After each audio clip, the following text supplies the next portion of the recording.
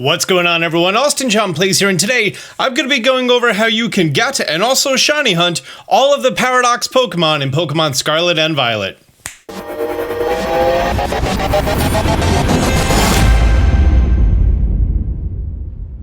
Also, while I'm recording this, I very rarely know what title I want for the video. I know the subject of the video. It probably says something like, how to get and shiny hunt all Paradox Pokemon.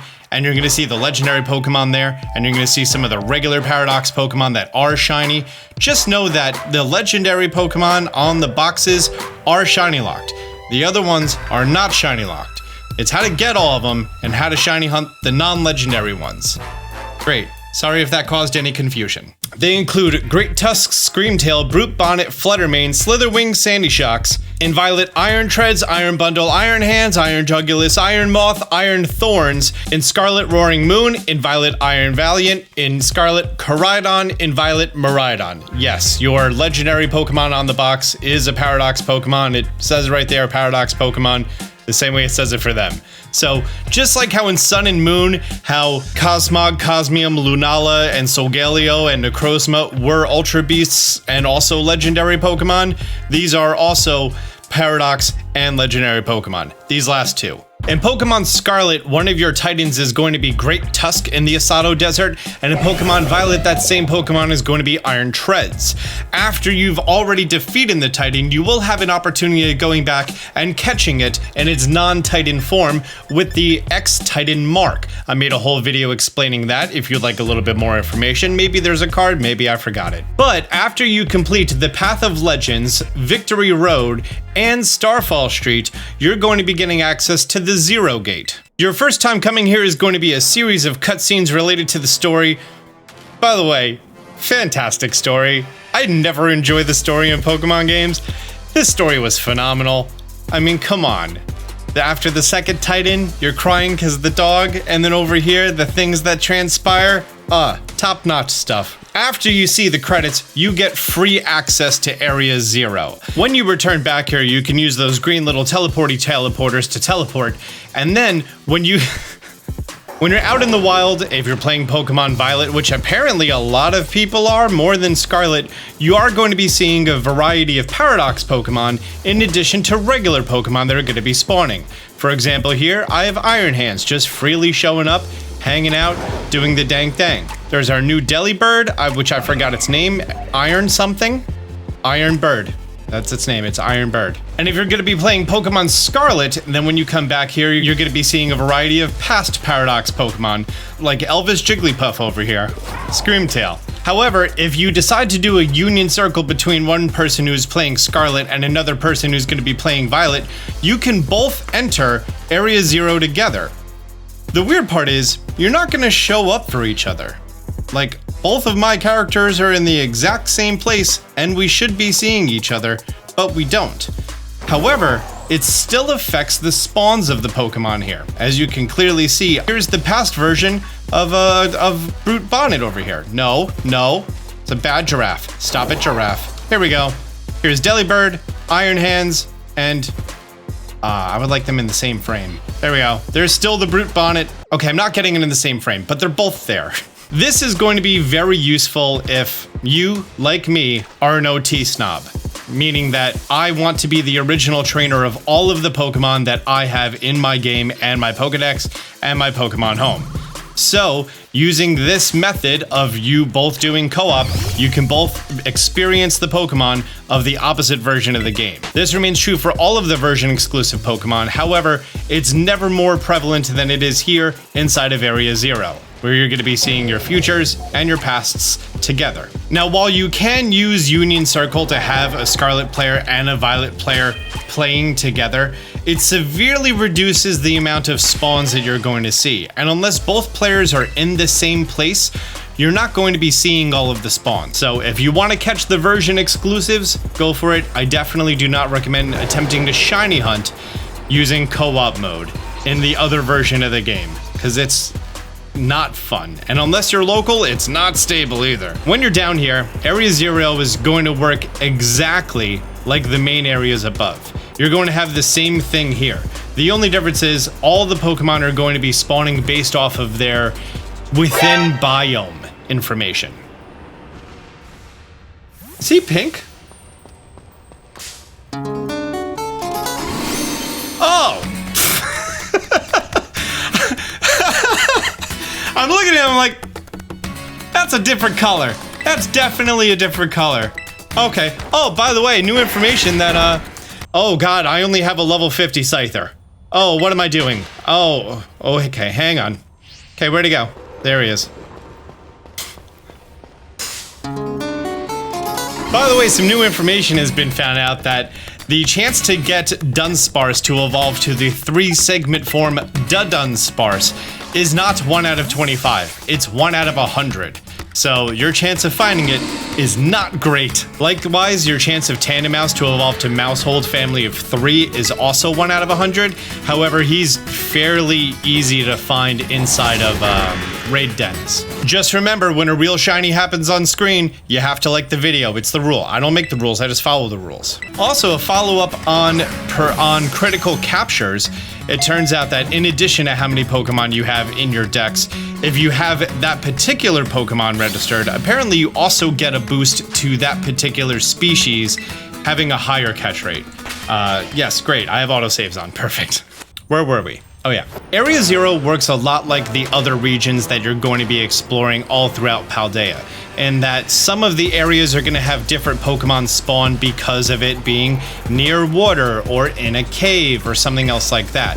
In Pokemon Scarlet in the underground area, you are going to be able to find your Donphan Great Tusk, your Amoonguss Brute Bonnet, your Screamtail Jigglypuff, and your Flutter Mane. I've had the best luck finding Flutter Mane specifically on the water. That's where I found it. And in Pokemon Violet, down here you're going to be finding Iron Treads, Iron Hands, Iron Jugulis, and Iron Bundle. That's going to cover literally half of them. Ooh, it's a Dunsparce. Is it 3-segment? 2-segment. So that's half of the Paradox Pokemon that you can find. You're going to regularly be able to find Iron Bundle out here as well. Iron Thorns and Sandy Shocks are some of the harder ones to come by that are regularly out in the world. If you go to Area 2, which is this little research center down here, and you come on over to this rock wall that you sloped down during the story, there's a very good chance you are going to be finding it here. You're also going to notice that there's Hawlucha here. That's actually a different encounter table than pretty much everywhere else down here. There are other areas that will spawn this encounter table, but coming here, riding by, and then just deciding to drive away, make sure they're all despawned, and coming to this area over and over, you are going to be able to find these Pokemon, Sandy Shocks and Tyranitar's Iron Thorns, that's his name. When you come to this rock patch, just wait a second and then head closer and closer to the slope. That's going to despawn Pokemon further away, and then, oh, there we go, we got one. This guy is definitely one of the trickier ones to find, Iron Thorns, and in Pokemon Scarlet it's going to be Sandy Shocks. He's not the most difficult though. That space is reserved for specifically Roaring Moon and Iron Valiant that are only going to be spawning. I believe their specific biome is not underground but in cave, and only some areas are coded to actually be considered in a cave. From that second research center, you're just going to want to head down the slope. Once you reach this stream, we're going to head on forward. You're going to see this big old tree here. Behind this big old tree is going to be a small series of rocks that you could kind of sneak in. And inside of here is going to be a massive cave system where you're going to be able to find Jugulis. There's a bunch of Palmy and Dugtrio that hang out here. But down here, you're going to be seeing 4 very large circles on the ground. What these circles are for? I don't know. Maybe it's a secret that we haven't discovered. Iron Valiant does spawn here, but it's not common. If you just make some big old circles and you drive through this area and you ignore all the lichen rock and everything else, there's a good chance you are going to be able to find one. Yeah, I'm pretty sure this guy would definitely have that rarely seen mark on it. While you're going through here, it's always a good idea to, you know, get a little bit close to the pups. There's a chance you're going to find one that, a shiny one. They're yellow because, oh wait, what's the name of that thing? Tetracyclines, that's it. It makes bones yellow. So maybe the dogs ate some acne medication. Anyways, here is Iron Valiant. Iron Valiant has an extremely high base stat total of 590. just a hair below legendary status at 600. Iron Valiant and Roaring Moon are higher base stat totals and actually also a little bit harder to catch. They have a lower catch rate. So if you're trying to catch them in Premier Balls or Luxury Balls or something like that, it's gonna be a little bit difficult. None of these Paradox Pokemon can show up in raids. You can use different types of food to increase the likelihood that they're going to be spawning here. I'm gonna be covering that in a little bit because I have covered 14 out of the 16 Paradox Pokemon. There are 2 left. After you get access to your ride Pokemon, you can actually just fall to the very bottom of Area 0. And I was kind of happy the first time I realized that I could do that. Hey look, there he is. That's exactly who we're going for. Upon finishing the game and seeing the credits, you can actually click your Pokemon and then choose to change it to its battle form. At that point, it's then gonna go inside of your party. You're not allowed to box this Pokemon. You're not allowed to trade this Pokemon. If you go to move and you try to put it there, it says you can't put Miraidon in a box. Nobody puts Miraidon in a box. And if you hit plus again, you immediately get back on your Pokemon and they leave your party. However, if you are playing Pokemon Violet, you are going to be able to encounter another Miraidon. He's over here. Remember him? He was the big anime battle fight Miraidon during the game. And if you're playing Pokemon Scarlet, there's going to be a Koraidon there. There is only one. And for reference, where it is, you see this big old building? This is the lab. Climb up the giant terrace shard that the lab is encased in, and then look down the sides. And you're going to see that ramp right there. When you see that ramp, just know that you need to hop off and you can land right on the ramp and your boy should zone in. When you encounter Miraidon and Koraidon, they're going to be level 72. The reason that they're doing this is to continue the tradition that they started ever since Pokemon Sun and Moon, where when playing the game, you're going to get access to your box legendary. As you see, you have your ride Pokemon, but then you're also going to be getting an extra one. And the whole point of this is that you're going to be able to trade Koraidon for Miraidon so you can have both legendary Pokemon. Because back in Diamond and Pearl, you had to give up one, or you had to do a touch trade. But now, you get to keep one, you get to give one. And this guy is always going to be in your party, he's always going to be your friend. Your toothless dragon is there for you all the time. You can't walk into it and start the fight, instead you have to press A in front of it. So, like always, I highly recommend turning off autosaves and saving in front of it. There's a good chance that if you were to defeat this Pokemon in battle and your game saves afterwards, after a few real-life days, it's gonna respawn just like the X-Titans do, but you can only obtain it one time. Keep your one box legendary and take this one out, trade it away to a friend or a random person online. I did make a video about version exclusive codes. They're gonna be on screen. There's a good chance that if you have one of these legendary Pokemon, you go to put that code in there, that someone else is gonna see it, and they're gonna wanna trade their legendary Pokemon. If you join in and you have the same legendary Pokemon, you just back out of the trade, go right back into the trade, and you might get lucky. Now, if you wanted to shiny hunt these Pokemon, it's actually super easy to do. I would recommend going and finding an area in which one of these Paradox Pokemon is going to be spawning quite frequently, but also an area that doesn't have other Pokemon of the same typing spawning. For example, I know exactly where I am. I can find Iron Hands, even though he seems to not be showing up right now.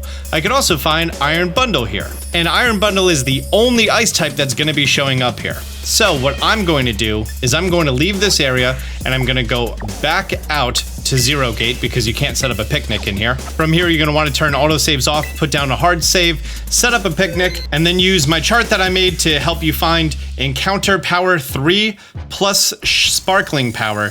And then especially if you have the Shiny Charm, it's going to be even faster. Now, the biggest thing is you need to compare where the Pokemon is and what else can spawn there. Because right now I'm going to go for Iron Bundle, and I know that it's the only ice type there, and you're going to see these results. I already did this with Iron Hands, and it took me, I think, 14 minutes. In addition to that, there are some new recipes floating around online that require any 2 Herba Mystica instead of just the salt one. I'm going to have to go around and check those and test those for myself. Tomato and onion and green pepper and a hamburger, so I need to make a full burger. Okay. And then for an ice type, I need 2 servings of cloth sticks, and then any 2 Herba Mystica. Oh wow, that is a big sandwich. You should do that in co-op mode. Probably not solo. I'm just gonna do the regular recipe that I like involving the salt, which is 1 cloth stick and 2 salty. Look at that. That's a beautiful sandwich right there. Masterpiece. Gordon Ramsay, hit up your boy. Me, I'm your boy. Isn't that delicious? Someone get Gordon to do a TikTok duet. Not sponsored by Fox. Sparkling Power Ice and Counter Power Ice with autosaves off. I'm not wasting these ingredients. And now I have a half hour to go down to that one specific area that I know that he's going to be the only ice type Pokemon. In addition, editing Austin is gonna do me a favor and he's gonna edit down pictures online of all of the Paradox Pokemon next to their shiny. So if you want to screenshot these and zoom in and see the exact specific differences, he's such a nice guy to do that for you, isn't he? Iron Bundle is actually a pretty easy one to spot because it doesn't have any red on its body or its head, and its feet, instead of yellow, are still going to be just metal. It's kind of like the shinies weren't fully done being painted. So now, as I go through here with Encounter Power 3 being ice, it's only going to be these Iron Bundles. And let's see if I can find it within a half hour. So if I go to the edge of this, then yeah, that doesn't despawn all of them, and I want all of them to despawn. So typically what I do is when I'm here, I just hop down to this lower level, I circle around on that circle, and then I take the trail back up, and between these two areas, I usually find it. I tried to do this for my Iron Valiant, and unfortunately in the area that the Iron Valiant is, for some reason, I was still getting a bunch of tombstones still spawning, as well as a whole bunch of palmy anytime I went too far to the side of the grass. And after a half hour, I didn't find it. So typically what I do is every day I do one of these cooks, and I do a half-hour hunt, and if I get a shiny, then cool. If not, I just try it again the next day. That way I'm not ripping my hair out. I've counted 72 Iron Bundle that typically spawn on one of my laps. So to hit 1-to-1 odds after 9 laps, I should be at base odds for me having the Shiny Charm and Sparkling Power 3. Hey there, little guy. How long did that take? Exactly 10 minutes. And he was hiding behind this rock right here. Beautiful. Make sure to save the game right in front of it, because you don't want to lose it. Can I get you for a thumbnail? That'd be so nice. Cool. That's not a lot of time for you to get a shiny Pokemon. And because nothing else that was ice type was spawning here, that's the reason it was so fast. Because I was seeing 70 Pokemon per lap. A lap took what? Minute and a half? 2 minutes? Oh, crit. Third one was a crit. Very nice. That's how you're going to be able to find all of the Paradox Pokemon in this game. How you're going to be able to shiny hunt the non-legendary ones. Pretty easy, honestly. Like, if you're really determined, you could probably knock out all of your version exclusives in a day. Well, great. Guys, if you found this video helpful, do me a favor, hit the thumbs up button down below. Be sure to be subscribed to stay up to date with more Pokemon Scarlet and Violet videos. Until next time, Austin John out. Man, they see me shining like I got the charm. Stay strapped, got that jet ball in my palm. Fell from the sky, guess I'm the chosen one. And if you need to know how, check out Austin John. Champion flow, yeah, I got that champion flow.